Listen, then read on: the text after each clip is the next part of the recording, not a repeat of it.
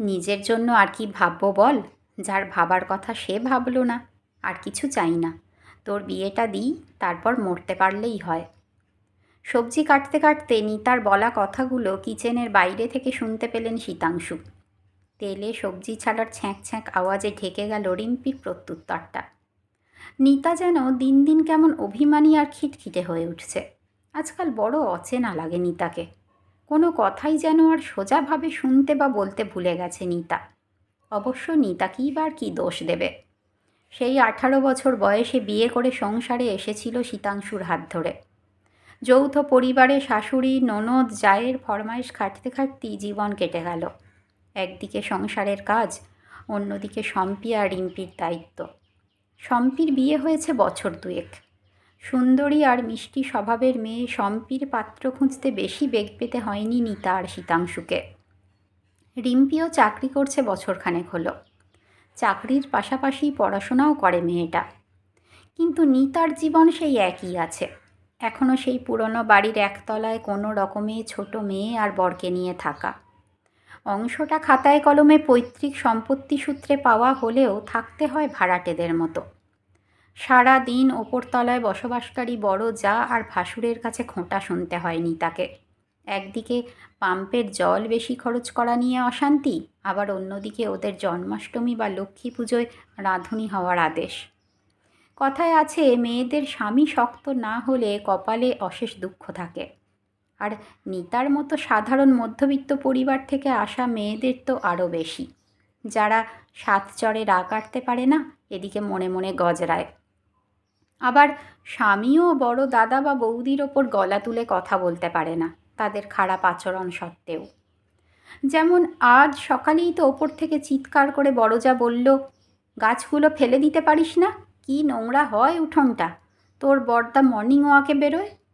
ওই একটাই তো শখ এখনও বেঁচে আছে নিতার, সেটাতেও আজ ছেদ পড়ে গেল। যদিও রোজ সকালে উঠোন ঝাঁট দেওয়া থেকে জল ঢালা সবই অলিখিতভাবে নিতার দায়িত্ব। রিম্পি গিয়ে সব ঘটনা বাবাকে বললেও বিশেষ আমল দিল না শীতাংশু। ঠিক যেমনভাবে এতগুলো বছর চুপ থেকে এসেছে, সেই রকমই চুপ করে রইল। রবিবার সকালে উঠতে উঠতে বেশ বেলা হয়ে গিয়েছিল নিতার। জল খাবার খেয়েই রিম্পি বেরিয়ে গেল বান্ধবী স্বাগতার বাড়িতে নোটস নিতে। শীতাংশু বেরোলো কিছুক্ষণ পর, কী সব ইনকাম ট্যাক্সের ফাইল টাইল নিয়ে। আর নিজে থেকে জিজ্ঞেস করতে ইচ্ছে হলো না নিতার। স্নান করে পুজো করে এসে মাংসটা ধুতে যাবে, সেই সময়ই হঠাৎ বেজে উঠল ফোনটা। ও প্রান্তে ভাঙা গলায় শীতাংশু বলছে, নিতা, শরীরটা বড্ড খারাপ লাগছে। নিতা বলল, কি বলছো, কোথায় তুমি? শীতাংশু বলল, ওই মেন রোডের কাছে বাবু পালের দোকানের পাশে যে সাইটটা তৈরি হচ্ছে। নিতা বলল, কেউ আছে সঙ্গে? শীতাংশু বলল, হ্যাঁ, ওই পাড়ার 2-4 জন। নিতা চিন্তিত গলায় বলল, আমি এক্ষুনি যাচ্ছি, কোনো চিন্তা করো না। কোনো রকমে একটা শাড়ি জড়িয়ে ফোন আর মানিব্যাগটা সঙ্গে নিয়ে রিকশায় উঠল নিতা।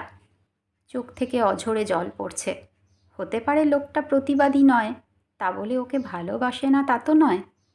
অনেক পুরনো কথা মনে পড়ছিল নিতার। মেয়েদের মানুষ করতে গিয়ে আর সংসারের ঝামেলায় পড়ে আসল মানুষটার দিকে তাকানোই হয়নি। এসব ভাবতে ভাবতেই গন্তব্যে পৌঁছালো নিতা। রিক্সা ভাড়া মিটিয়ে ফোন করলো শীতাংশুকে। ফোন ধরল অন্য কেউ। বলল, নতুন সাইটটার পাশের বিল্ডিংটার দোতলায় উঠে আসতে। প্রায় দৌড়ে পৌঁছালো নিতা। কলিং বেল বাজাতেই দরজা খুলল তাদের পাড়ারই ছেলে পাঁচু। ব্রোকারি লাইনে পাঁচুর বেশ নাম হয়েছে। বলল, ভিতরে চলুন বৌদি। নিতা বলল, তোমাদের সীতুদা কোথায়? এটা কার ফ্ল্যাট? কোনো উত্তর না দিয়ে ভিতরে চলে গেল পাঁচু। পিছন পিছন গেল নিতা। ডাইনিং হলে ঢুকতেই, April full and happy birthday চিৎকারে চমকে উঠল নিতা। শীতাংশু সোফার ওপরে বহাল তবিয়তে বসে আছে। সঙ্গে 2 মেয়ে আর জামাইও আছে। আরও একজন অচেনা ভদ্রলোকও আছে। শীতাংশু বলল, নাও নাও, একটু ঘুরে দেখে নাও তো। দক্ষিণ খোলা, ঠিক যেমন ভাবতে তুমি। ছোট ব্যালকনিও আছে। নিতা অবাক হয়ে বলল, মানে? শীতাংশু বলল, তোমার বাড়ি। একদম তোমার নিজের। নিতা বলল, এটাও কি এপ্রিল ফুল করছো নাকি? মেয়েদের দিকে তাকালো। শীতাংশু বলল, আগে না, ব্যানার্জিবাবু ফ্ল্যাটটা বিক্রি করছেন, আমরা কিনছি। আজ কিছু অ্যাডভান্স দিয়ে বুক করলাম, তা মালকিন সই না করলে হয়? পরশু রেজিস্ট্রি। আর এখানে কেউ তোমাকে নিজের মতো ব্যবহার করতে পারবে না। না কেউ জল নিয়ে খোঁটা দেবে, আর ব্যালকনিতে যত খুশি গাছ লাগাও। শীতাংশুকে হাত ধরে টেনে আড়ালে নিয়ে এসে জানতে চাইল নিতা, এত টাকা রিম্পির বিয়ে দিতে হবে, কি দরকার ছিল এসবের? শীতাংশু বলল, অনেকগুলো দিন তো জোড়াতালি দিয়ে চালালে, এবার তো একটু প্রাণ খুলে বাঁচো। কিছুই তো করা হলো না তোমার জন্য। আর টাকার কথা চিন্তা করেছি বলেই তো পুরনো ফ্ল্যাট কিনলাম, তাও 1 বেডরুম, খুব ছোট, কিন্তু একদম তোমার নিজের, আমাদের, বলল শীতাংশু।